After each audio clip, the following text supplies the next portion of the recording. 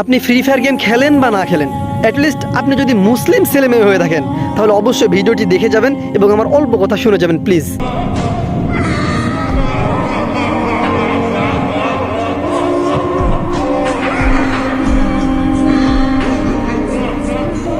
নাউজুবিল্লাহ। তো আমরা যেটা দেখলাম ভিডিওতে, যারা ফ্রি ফায়ার খেলেন তারা অবশ্যই বুঝে গিয়েছেন এটা ফ্রি ফায়ারের একটি স্কিন, হ্যাঁ, গ্লুওয়াল, অর্থাৎ শত্রুর হামলা থেকে বাঁচার জন্য আমরা যে স্কিনটা বা যে ওয়ালটা সামনে ফেলি এবং শত্রুপক্ষ ওই ওয়ালের উপরে গুলি করে, এটা হচ্ছে ওই একটা স্কিন। তো এটাতে কী থিম ব্যবহার করা হয়েছে? থিমটি হচ্ছে একটা দেখা যাচ্ছে এটা স্পষ্ট কোরআনের একটি থিম। এটা কোরআন আমরা এভাবে সাধারণত বাইন্ডিং বা এরকম আমরা অনেক দোকানে বা কসমেটিক্সের দোকানে আমরা দেখে থাকি, এটা কোরআনের বাইন্ডিং, কোরআনটাই এমন হয়।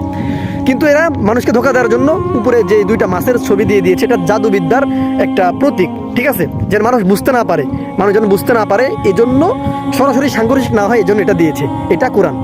আজকে যারা গেম খেলতেছো, যারা এই স্কিন যারা নিচ্ছ, যারা ফেলতেছো, অনায়াসে তারা কোরআনের উপর গুলি করতেছে। তুমি চাইলেও কোরআনে গুলি করতে হবে, তুমি না চাইলেও গুলি করতে হবে। তোমার মাথা ঠিক থাকে না, তুমি যখন গেম খেলো না, তোমার মাথাটা ঠিক থাকে না, তুমি অনায়াসে এই স্কিনের উপর গুলি করতেছো, তুমি কোরআনের উপর গুলি করতেছো, তুমি মুসলিম উম্মার হাড়ের উপরে তুমি গুলি করতেছো।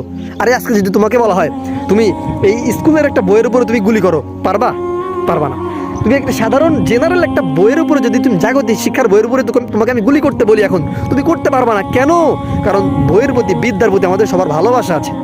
কিন্তু তোমাকে কোন জায়গায়, এই গেম তো একটা মাতলামি একটা জিনিস। মদ খেলে যেমন মানুষ মাতাল হয়, গেম খেলে যারা তারাও মাতাল, তাদের মাথায় কিছু থাকে না। তো দেখো তুমি এই গেম খেলতেছো, অনায়াসে কোরআনের উপর গুলি করতেছো, এটা কোরআন, অবশ্যই এটা কোরআন, এটা শিক্ষা।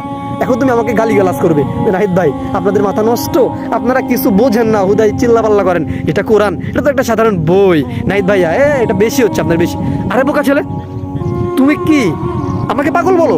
হ্যাঁ, শুধু আমি না, অনেক ওলামায়ে কেরাম, এমনকি নবী রাসূলদেরকে মানুষ পাগল বলেছে। তারা যখন একটা হক কথা বলেছে না, এটা রিয়েলিটি মানুষের সামনে তুলে ধরেছে, তাদেরকে পাগল বলা হয়েছে।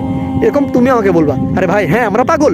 তবে কোন বিষয়ে ইহুদি খ্রিস্টানরা মুসলমানদের ঈমান নষ্ট করতেছে, কিভাবে ইহুদিরা মুসলমানদের ঈমানের উপর আঘাত করতেছে, এটা তোমাদের থেকে আলেমরা ভালো বোঝে। এটা অবশ্যই তোমাদেরকে মানতে হবে। আরে শোনো, তুমি বলতেছো না নাহিদ ভাই এই স্ক্রিন এটা কোরআন না, এটা এমনি একটা মিস, একটা এমনি একটা বই, এটা কোরআন না। আমি তোমাকে বলতেছি, তোমার চোখে আঙ্গুল দিয়ে একটা দলিল প্রমাণ দিয়ে যাচ্ছি, ইহুদিরা কিভাবে ধীরে ধীরে মানুষের ঈমানের উপরে আঘাত করে। আজ থেকে 8 বছর আগের কথা, প্রথম আলো একটা পত্রিকা ছাপিয়েছিল, সেখানে ক্যাপশন ছিল দ্বিধাহীন কাছে আসার গল্প। তুমি কি বুঝলা? দ্বিধাহীন কাছে আসার গল্প। এই ক্যাপশন যখন দিয়েছে, এই ক্যাপশন দিয়েই ক্ষান্ত হয়নি। যখন ক্যাপশন দিয়েছে এবং পাশে একটা পিক অ্যাড করেছে, পিকে একটা ছেলে একটা মেয়ে, ছেলের গলায় ক্রুশ চিহ্ন যুক্ত একটা মালা, আর মেয়ে হিজাব পরে বোরকা পরে। কি বুঝলা? তাহলে ছেলেটা খ্রিস্টান, মেয়েটা মুসলমান।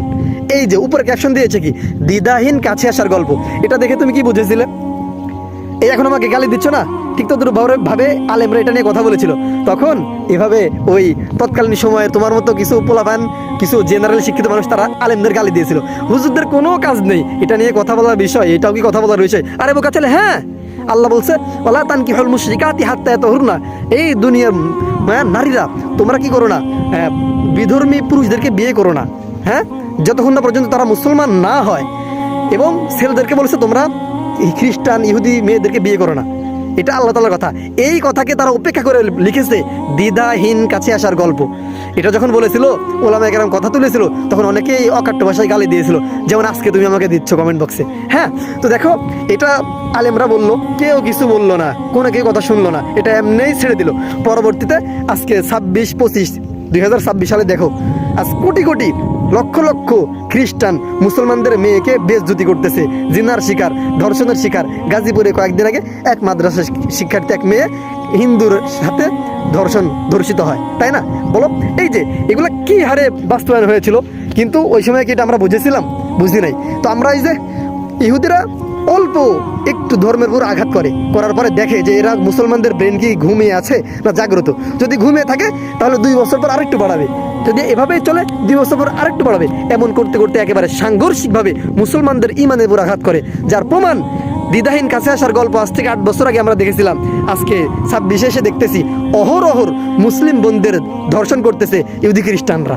এটাই ইসলামকে অবমাননা, ইসলামকে মিশে দেওয়ার চক্রান্ত ইহুদি খ্রিস্টানদের। বোকা ছেলে, ইহুদি খ্রিস্টানরা একদিনে তোমাকে রাস্তায় নামাবে না, একদিনে তোমার ইমানকে নষ্ট করবে না। আজকে যদি তোমাকে বলা হয় তুমি কোরআনের উপর গুলি করো, তুমি পারবা না, তুমি করবা না, তোমার অন্তরে ইমান আছে। হ্যাঁ, এজন্য তারা এই কোরআনের একটা থিম বানিয়ে তারা ফ্রি ফায়ার এটা মাতলামি গেমের মধ্যে দিয়ে দিয়েছে। আজকে হাজার হাজার মুসলমানের ছেলে এই গেমটা খেলতে গিয়ে অনায়াসে অনিচ্ছাতেই সে এই কোরআনের উপরে গুলি করতেছে। এভাবে গুলি করতে করতে 5 বছর যখন চলে যাবে, 10 বছর চলে যাবে, তোমার মাইন্ড থেকে, তোমার মাথা থেকে এই চিন্তা চলে যাবে যেটা কোরআনের একটা আজমত, কোরআনের একটা মহব্বত, এখানে গুলি করা যাবে না, এই যে একটা চিন্তা এটা তোমার মাথা থেকে চলে যাবে। তখন তুমি সাইকো হয়ে যাবে। হ্যাঁ, তখন তুমি ইচ্ছা করলেই তুমি এই কিছু টাকা দিলেই তুমি কিছু টাকার বিনিময়ে কোরআনের উপর গুলি করবে। তোমার আর মাথায় থাকবে না যেটা সম্মানের বস্তু, এটা শিক্ষা, এটা বিদ্যা, এটা কোরআন, এটা আমাকে ভালোবাসতে হবে, এখানে বেয়াদবি করা যাবে না, এই চিন্তা তোমার থাকবে না। তখন তুমি অনায়াসেই কোরআনের উপর গুলি করবে। এটাই হলো ইহুদি খ্রিস্টানদের বাস্তবতা, তাদের রিয়ালিটি। ঠিক আছে, তারা এভাবেই আস্তে আস্তে মুসলমানদের ইমানের উপর আঘাত করে, তারা একদিনে করে না। কাজেই তুমি যতই বলো নাহিদ ভাই এটা এমনিই বলতেছেন, বেশি হয়ে গেল, বেশি না ভাই, এটাই এভাবে আমাদের ইমানকে নষ্ট করে আসতেছে যুগ যুগ ধরে ইহুদি খ্রিস্টানরা। তারা একবারে তোমাকে এভাবে রাস্তায় নামাবে না, একবারে তোমার ইমানটাকে নষ্ট করবে না। কাজে আমি তোমাদেরকে বলবো, সমস্ত মুসলিম ভাই বোনদেরকে বলবো, তোমরা এই ভিডিওটি অবশ্যই বেশি থেকে বেশি শেয়ার করে দাও এবং মুসলমানদের এই ইমান নষ্টের রাস্তা থেকে ফিরে আসার জন্য তাদেরকে হেল্প করো এবং বন্ধুদেরকে সতর্ক করতে ভিডিওটি ব্যাপক হারে শেয়ার করে দাও। নিজে সতর্ক হও, নিজের ইমান টিকাও, আরেকজনের ইমানকে টিকাইতে সাহায্য করো, ভিডিওটি শেয়ার করে দাও। আল্লাহ হাফিজ।